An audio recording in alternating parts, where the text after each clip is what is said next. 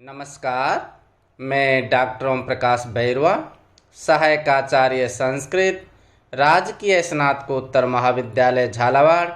आज हम महाकवि कालिदास विरचित अभिज्ञान शाकुंतलम नाटक के 5वें अंक का अध्ययन करेंगे। राजा दुष्यंत कहता है, किम चात्र भवती मया परिणीत पूर्वा। क्या मैंने इस कन्या शकुंतला के साथ पहले कभी विवाह भी किया था। शकुंतला स विषादम आत्मगतम, विषाद पूर्वक मन में, हृदय सांप्रतम ते आशंका, हे हृदय तेरी आशंका उचित ही थी। सारंगरव कहता है, किम कृत कार्य द्वेषो धर्मम प्रति विमुक्ता कृतावज्ञः। किम क्या कृत कार्य द्वेष है, आपके द्वारा किए गए कार्य के प्रति अरुचि, अर्थात जो आपने प्रेम विवाह किया है उस कार्य के प्रति आपकी अरुचि तो नहीं हो गई है। धर्मम प्रति विमुक्ता अथवा धर्म के प्रति या कर्तव्य पालन से मुख तो नहीं मोड़ रहे हैं। कृतावज्ञः और किए हुए कार्य का जानबूझकर निरादर तो नहीं कर रहे हैं।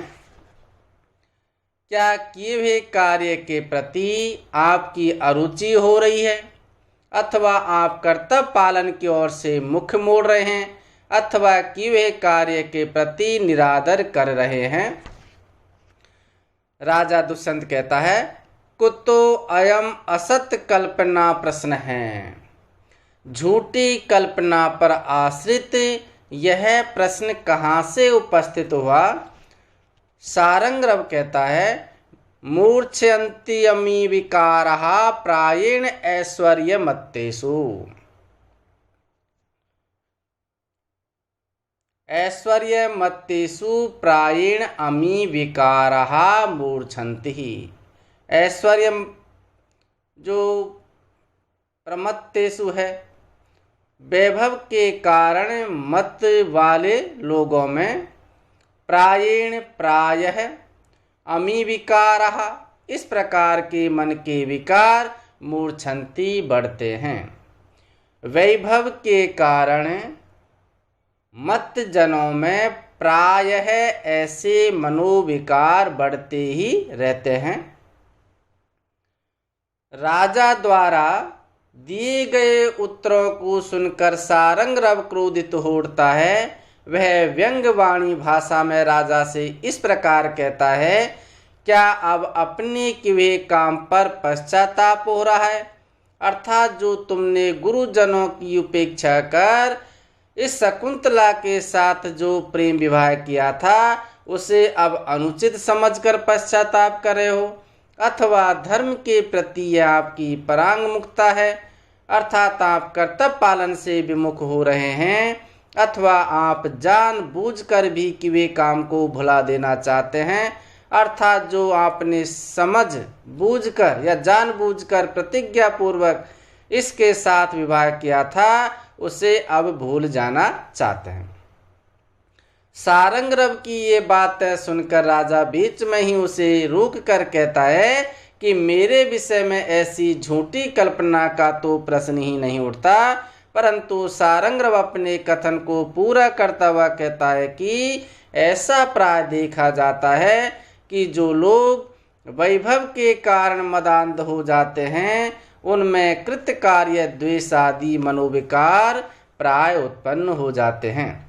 जैसा कि वर्तमान में आप में दृष्टिगत हो रहा है, शकुंतला से विवाह करने के बाद भी अब आप उसका निरादर कर रहे हैं। राजा विशेषेणाधिक्षिप्तो अस्मि, मैं विशेष रूप से तिरस्कृत किया गया हूँ। गौतमी जाते मुहूर्तम मा लजस्व है, हे पुत्री शकुंतला थोड़ी देर के लिए लज्जा मत करो। अपने श्यामी तावत ते अवगुंठनम। अपने श्यामी तावत, जरा, तावत यानी तुम्हारे, अवगुंठनम जो घूंघट है उसको अपने श्यामी हटाती हूँ। ततः त्वाम भर्ता अभिज्ञास्यसि। अब तुम्हारा जो भर्ता यानी जो स्वामी है, पति है, तो मैं अभिज्ञास्यसि पहचानेगा, क्योंकि अभी तुम्हारा घूंघट की वजह से चेहरा दिखाई नहीं दे रहा है, इस वजह से राजा दुष्यंत तुम्हें पहचान नहीं पा रहे, इसलिए मैं तुम्हारा घूंघट हटाती हूँ। अब तुम्हें तुम्हारा पति पहचान लेगा। और इति यथोक्तम करोति, इस प्रकार से जैसा उसने कहा था घूंघट हटाने के लिए, उसी प्रकार से वह घूंघट को हटा देती है। राजा शकुंतलाम निर्वर्ण आत्मगतम। राजा दुष्यंत शकुंतला को ध्यान से देखकर अपने आप एदम उपनतिमेवं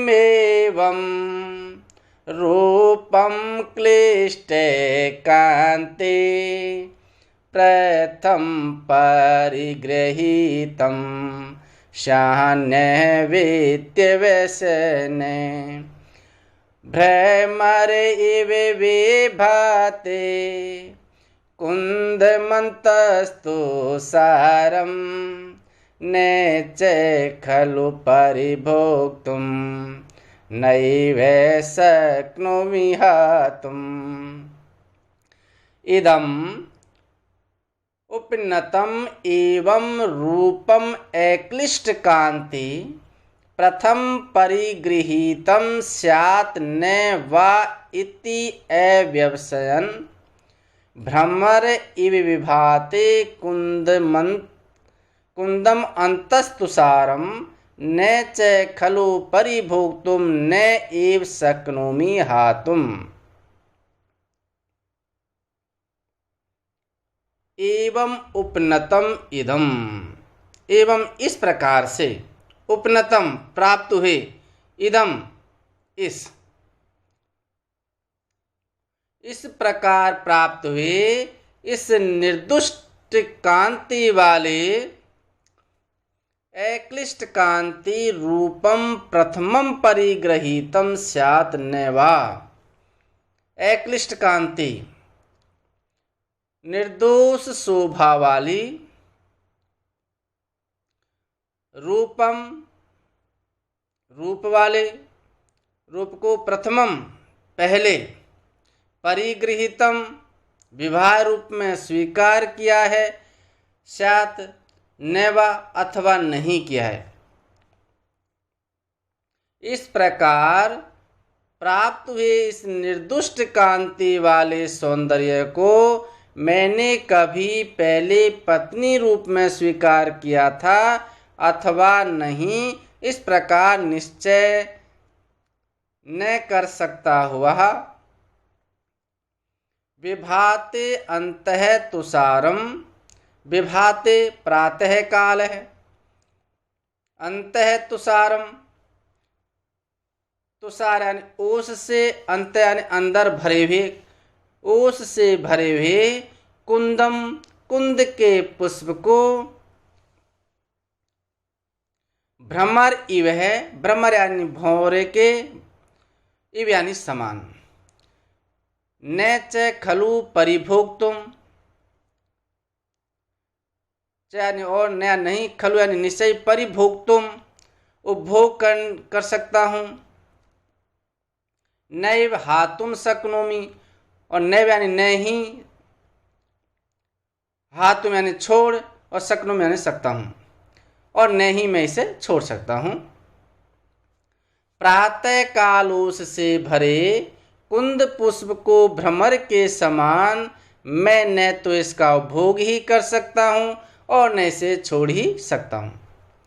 शकुंतला को बड़े ध्यान से देखकर राजा अपनी मन में विचार करता हुआ कहता है कि इस प्रकार अर्थात गर्भवती के रूप में प्राप्त हुए इस निर्दोष शोभा वाली सुंदरी को मैंने कभी पूर्व में पत्नी के रूप में स्वीकार किया अथवा नहीं, इस प्रकार किसी निर्णय पर न पहुंचता हुआ मैं उसी प्रकार न तो इसका उपभोग ही कर सकता हूँ और न ही इसे छोड़ सकता हूँ।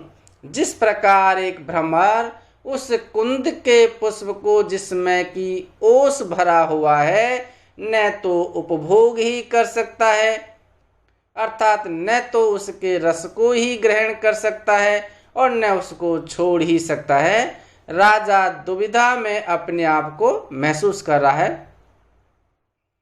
अक्लिष्ट कांति, इससे शकुंतला की प्रथम यौवन विकासशीलता तथा अपूर्व लावण्यशालिता द्योतित होती है।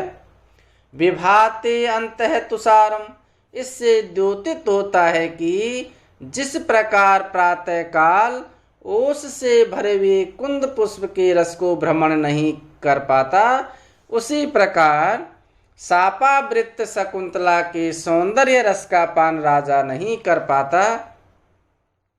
कुंद पुष्प जिस प्रकार उससे भरा हुआ है उसी प्रकार शकुंतला भी गर्भवती है।